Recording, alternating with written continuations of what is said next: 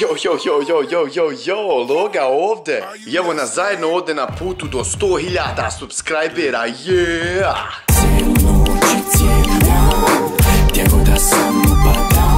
Danas ćemo vrlo kratko dotaći se teme. Nemoj me pitati ako neš da čuješ. Neke stvari me znaju iritirati u životu, ali ništa me ne iritira, ne iziritira, nego neko kad me pita da za moje mišljenje, moje kritičko mišljenje, da mu kažem šta mislim i kako mogu da nešto onda popravi ili ona, i onda se naljuti na mene kad mu kaže. Ili ne da se naljuti, jednostavno neće da čuje i jednostavno nešto me pita što ne želi da čuje. Nemoj me pitat ak neš da čuje, nemoj. To me uopšte pitaš ak neš da čuješ. Jel normalno pitat nekoga nešto, očekivat odgovor da čuješ i ti ne dobiješ očekivani odgovor? Kako uopšte da se popraviš ako to radiš? Zašto uopšte pitaš neko pitanje na koje želiš da čuješ dati odgovor, a dati odgovor nije ono što želiš da čuješ? A bože! Poenta jeste u tome, dakle, kad želite nešto da radite, mišljenje drugih ljudi jeste važno. Nije implementalno u stvaranju nečega, ali jeste važno da čuješ što drugi ljudi misle o tom nekom produktu. Ako nisi spreman da čuješ ono što ljudi žele da kažu, onda nemoj ni da praviš nešto na što može stvarno dobiti uvredljive komentare. Zapitajte se samo koliko ste puta pročitali YouTube komentar na nekom videu ili na nekoj pjesmi, nešto jarane gdje lika ili likušu operu, znači do gole kože, operu ciglom u glavu.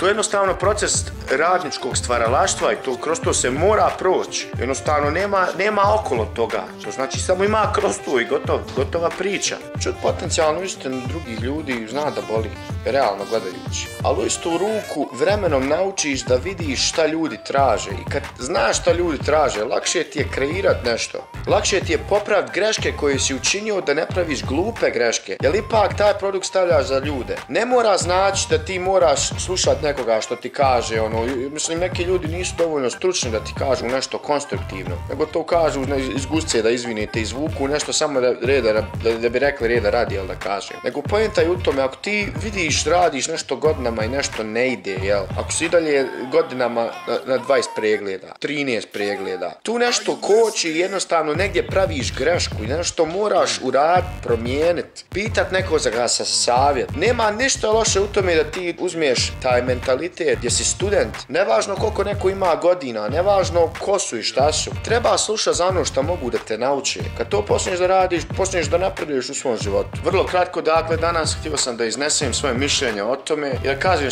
šta me zna nervirati, jel? I šta me zna pobući živac. Nevjerovatno. A mi nastavljamo ovaj put i priču do 100.000 subscribera. Hvala svima na pregledima. I jedno pitanje. Ima jedan momak, Merens. Ja mu tako ime čitam, Merens. A kad čitaš na našem, može biti da je Marijence. Možeš mi molim te reći, jel se čita Merens ili Marijence? Svako dobro je i pozdrav za njega. Hvala ti što si mi rekao, ne zezam te ili nešto, nek ne mogu nikako da skontam, je Merens ili Marijence. Staj, vidimo se, čujemo se, pozdrav. Benjamine, eto, ajme da ti promijeni, usruvam se, Benjo. Odo, hajde, čao.